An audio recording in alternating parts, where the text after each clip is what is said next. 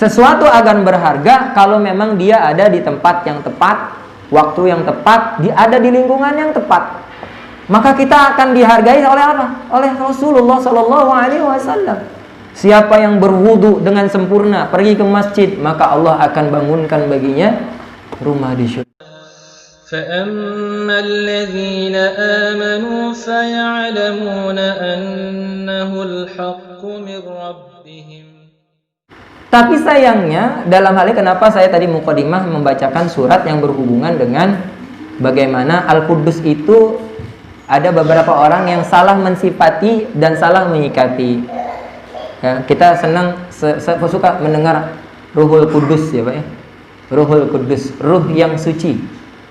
Nah, ini padahal jawaban oleh Allah sebagai bentuk mukjizat kepada Nabi Isa. Nah, ini harus kita imani, karena kalau kita enggak mengimani dan memahami dengan baik, kadang-kadang ada sebuah keraguan yang dihembuskan oleh setan karena kita tidak ajeg dengan ilmu, tidak kuat dengan keilmuan. Oh, karena Pak, sekarang banyak orang-orang yang murtad itu gara-gara pendekatannya apa? Pendekatan keutamaannya Nabi Isa. Padahal dalam keyakinan seorang muslim banyak Pak. Itu sekarang termasuk di daerah Cilincing ya Pak ya, pinggiran Priuk itu kan ya, Cilincing itu. Kemarin yang kebakaran itu Pak, Cilincing daerah sana, daerah pelabuhan pinggir-pinggir itu, rumah padat itu banyak Pak. Yang TK dibiayai oleh katedral, yang dibagi sembako. Terus secara doktrin bahwa oh iya, kita juga mengakui Nabi Isa, bahwa Nabi Isa ini ketuaannya, nih lihat ayat Al-Qur'annya. Bahkan mereka menggunakan pelintiran tafsiran terhadap Nabi Isa yang bersumber dari Al-Quran. Karena orang Islam sendiri tidak memahami Al-Quran, maka ada yang oh iya ya, oh berarti Nabi Isa itu lebih utama dari Nabi Muhammad ya, bla bla bla dan seterusnya. Termasuk diantaranya menafsirkan dan memelintirkan ayat-ayat yang mengatakan bahwa wa atayna Isa bin Maryam al-bayyinati wa ayyadnahu bi ruhil qudus. Dan Allah menguatkannya dengan Ruhil Kudus. Ya. Kenapa? Alasannya secara ilmiah, ya, itu pertama Nabi Isa dikuatkan dengan Ruhul Kudus karena apa? Karena saat itu sangat-sangat dicaci, dibenci, dan direndahkan oleh orang-orang Yahudi. Salah satunya diantaranya karena difitnahnya siapa? Maryam, atau orang Indonesia bilang Siti Maryam. Jadi Pak, penambahan gelar Siti itu cuma ada di Indonesia. Ya, Siti itu singkatan dari Sayyidati, Sayyidati Khadijah, Sayyidati Fatimah, Sayyidati Maryam. Jadi ada Siti Maryam, Siti Khadijah, Siti Hajar itu hanya ada di Indonesia. Yang suka nyingkat-nyingkat nama, Sayyidati artinya yang mulia. Kalau Sayyid kan itu untuk laki-laki, Sayyidati untuk perempuan. Jadi Siti itu dari Sayyidati. Apakah orang dan panggilan-panggilan umum aja, kalau orang Arab misalnya Abdul Malik ya. Kalau orang Indonesia lik gitu. Atau misalnya Abdul Ghafur, ya Abdul Ghafur. Kalau Indonesia Ghafur ya, atau mending Ghafur misalnya namanya siapa? Kampleng gitu. Dan seterusnya. Orang Indonesia suka menyingkat-singkat. Ala kulli hal, nah ayat ini sesejatinya adalah tadi untuk menguatkan, karena difitnah Siti Maryam itu adalah seorang yang melahirkan tanpa suami. Makanya dicecar habis-habisan. Maka Allah meneguhkannya, menguatkannya bahwa tidak. Nabi Isa itu diilhami Ruhil Kudus, jiwa yang suci. Suci dari apa? Salah satunya yang dicap oleh masyarakat. Kalau sekarang ini dibilang, maaf, anak haram gitu ya. Dituduhnya seperti itu. Jadi penguatan dari Allah. Dan sebaliknya, Allah menguatkan itu semua sebagai mukjizat karena saat itu orang-orang Nasrani, ya, orang-orang Nasrani sangat-sangat mengkultuskan. Walaupun dijawab oleh para ahli kristologi, kalau Nabi Isa itu utama karena lahir tanpa ayah dan dituhankan, gimana Nabi Adam yang tanpa ayah dan tanpa ibu? Harusnya diakui sebagai itu dalam perspektif Islam. Jawaban kita secara logis. Nah, jamaah sekalian, nah inilah salah satu bahasan kita, bagaimana kita mengimani Al-Malik, Al-Qudus. Yang paling penting tadi dalam kehidupan sehari-hari, bahwa kita selalu senantiasa mengimani tidak ada cacat dalam keputusan yang Allah berikan atas takdir yang Allah tetapkan. Termasuk tadi di awal, kenapa ada orang yang sudah berhijrah menganggap dirinya nggak bahagia, nggak sukses. Kok orang-orang yang tetap dalam berlumuran dosa kayaknya dalam hal-hal dunia lancar-lancar saja, nggak ada teguran dari Allah, ya, karirnya, kerjaannya terus naik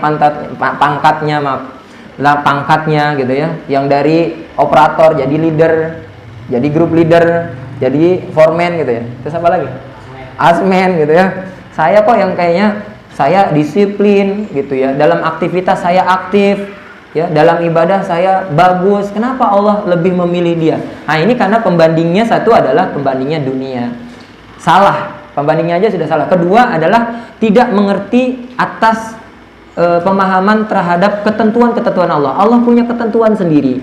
Allah ketentuannya bahkan sebelum zaman ada kehidupan, yaitu zaman azali yang tertulis dalam Lauhul Mahfuz. Kalau paham itu semua, maka tidak akan ada pernyataan-pernyataan seperti itu. Ketiga, tidak paham.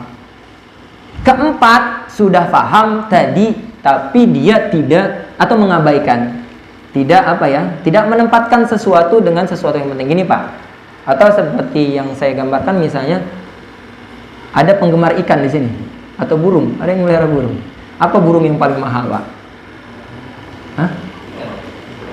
Cicoro. Apa? Murai lah ya, yang gampang, murai. Burung murai Pak mahal. Bisa nggak di atas 1 juta? Tapi kalau dikasih orang tukang pecel lele jadi mahal nggak Pak? Sama dengan ayam, ya nggak? Ya sepotong cuma berapa sih? 10.000 paling mahal. Ayamnya doang gitu ya. Atau burung murainya digoreng bahkan mungkin lebih murah dari ikan koi. Ya disuruh dikasih ke tukang lele digoreng, atau ke emak-emak Pak, mana ngerti ikan koi itu mahal. Nah kenapa? Sebab tadi diantara sebab satu, dia tidak memahami ketauhidan. Kedua, dia tidak pandai terhadap ketentuan Allah. Ketiga, dia tidak memiliki ketauhidan yang baik. Dan yang salah satunya adalah dia tidak menempatkan sesuatu dan tidak mengerti, tidak memahami, dan tidak mau menempatkan sesuatu yang penting itu memang pada porsinya. Tidak mau menempatkan akhirat, walaupun kata Allah, wal akhiratu khairu wa abqa, walal akhiratu khairul laka minal ula. Lebih baik pada dunia. Tapi terus aja dunia yang dikejar. Dunia yang jadi ukuran. Nah, akhirnya sampai apa? Sampai tadi. Ya. Kenapa ada orang yang kayak kita misalnya, alhamdulillah sudah diilhamkan oleh Allah Subhanahu wa taala hidayah, bahwa kayaknya kalau udah azan masih menunda kayaknya nggak enak hati. Dalam perjalanan pengen berhenti. Pengen ke masjid kalau udah dengar azan, ya. Innal ladzina yu'minuna alladzina idza dzukirallaha wajilat qulubuhum wa idza tuliyat alaihim ayatuhu zadatuhum imana. Bergetar kalau udah azan. Aduh kayaknya pengen cepet-cepet walaupun berkeringat gitu ya, malah ngasih lagi nambah-nambah rumah, lagi ngaduk pasir, kayak pengen bergegas ke masjid. Tapi ada orang-orang yang tenang-tenang saja. Atau kita misalnya merasa tidak dihargai, merasa orang lain tidak menghargai kita, ya. Atau misalnya orang lain selalu nyinyirin kita. Karena kenapa? Karena tadi orang tidak paham. Sesuatu akan berharga kalau memang dia ada di tempat yang tepat, waktu yang tepat, dia ada di lingkungan yang tepat. Maka kita akan dihargai oleh apa? Oleh Rasulullah SAW. Siapa yang berwudu dengan sempurna, pergi ke masjid, maka Allah akan bangunkan baginya rumah di surga. Maka saksikanlah dia seorang yang beriman. Maka itu kebanggaan kita. Ya kalau kita ukurannya orang lain, nyinyiran tetangga, ya, atau pujian orang lain, kalau kita masih mengharapkan pujian, maka nggak akan pernah sampai. Ya mudah-mudahan kita termasuk bukan orang-orang yang ketuker, ya, ketuker. Tadi akhirat itu begitu berharga, begitu tinggi di hadapan Allah. Bahkan Rasulullah pernah berjalan di tengah pasar, di kerumunan para sahabat umatnya saat itu, membawa bangkai kambing. Siapa yang mau bangkai kambing ini? Nggak ada yang mau, Pak. Siapa yang mau? Nggak ada yang mau. Kata Rasulullah, ketahuilah bahwa dunia tidak lebih berharga dan lebih mulia dari ini. Nah, kita sering Pak mendengarkan nasihat bahwa dunia begini dan begitu, tapi konkretnya dalam faktanya kita begitu mengejar-ngejar bangkai yang digambarkan Rasulullah SAW tersebut. Nah, ala kulli hal, kita kembali kepada bahwa bahasan kita terhadap sifat Allah Al-Malik, Al-Quddus, mudah-mudahan membawa bekas dan imbas ya kepada kehidupan kita sehari-hari, sehingga kita semakin menjadi orang-orang yang memiliki keyakinan penuh atas kesempurnaan takdir Allah, kesempurnaan ketetapan-ketetapan Allah, dan menjadikan kita senantiasa, kenapa? Pak, kalau misalnya kita tauhidnya lemah, maka ibadah kita jadi nggak bersemangat. Kalau ketauhidan kita lemah, ibadahnya itu nggak seperti orang yang antusias gitu. Saya pernah bilang kan, coba Pak Sarma, kalau misalnya ibadah subuh dapat NMAX aja. Siapa yang 3 bulan, ya nggak usah 1 tahun, 3 bulan berturut-turut nggak pernah absen salat subuh, dapat 1 undian untuk dapatkan NMAX, masya Allah Pak. Insya Allah ramai. Tapi kalau janjinya surga, nah kita kurang tergerak. Nah, ini harusnya kita jadi pertanyaan, kenapa kita belum bergerak? Kenapa ketika Allah janjikan lebih baik dunia dan seisinya, kita belum bersegera untuk mengejar qabliyah subuh dan seterusnya. Nah, dan tadi meluruskan sebagian pemahaman, makanya Pak, termasuk diantaranya tuduhan-tuduhan orang kafir itu, Allah menjadikan malaikat-malaikat dari jenis kelamin perempuan. Nah, ini juga sebagai mengkuduskan Allah, mensucikan Allah, termasuk yang menghindari hal-hal kemusyrikan seperti ini. Makanya ada kalau film ibu-ibu peri ya, ke dalam keyakinan mereka itu ada ibu peri atau bayi-bayi membawa panah cinta gitu ya. Itu harus dihindarkan dari tontonan-tontonan anak-anak kita, bahkan kita sendiri secara pribadi, karena itu merupakan bentuk propaganda dan kampanye keyakinan. Oh, namanya malaikat itu dari jenis perempuan, maka Allah Subhanahu wa taala itu membantah dengan tegas ya dalam surat Al-Baqarah, dalam surat An-Nahl, wa yaj'aluna lillahil banati subhanahu wa lahum ma yashtahun ya. Dan mereka menetapkan bagi Allah anak-anak perempuan, maha suci Allah, sedang untuk mereka sendiri mereka tetapkan apa yang mereka sukai, yaitu anak laki-laki.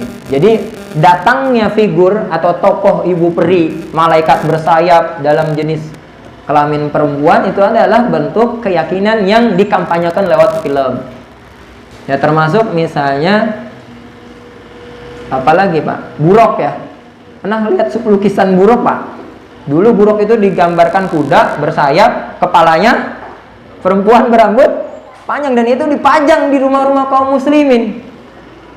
Karena mereka berkeyakinan percampuran antara keyakinan orang-orang kafir yang meyakini bahwa malaikat itu adalah jenis kelaminnya perempuan. Malah malaikat tidak bergender, berbeda dengan makhluk seperti manusia.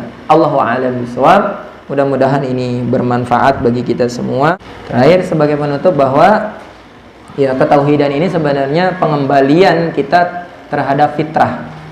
Jadi fitrah dasar manusia itu adalah bertauhid, sebagaimana firman Allah yang menggambarkan bahwa di alam ruh ya, ketika ditanyakan bahwa apakah Allah, aku kata Allah Tuhanmu, maka semua ruh menjawab qalu bala syahidna, aku bersaksi ya Allah bahwa engkaulah adalah Tuhan. Termasuk orang-orang yang terlahir dalam orang tuanya kafir, itu pun di alam ruh sudah bersyahadat.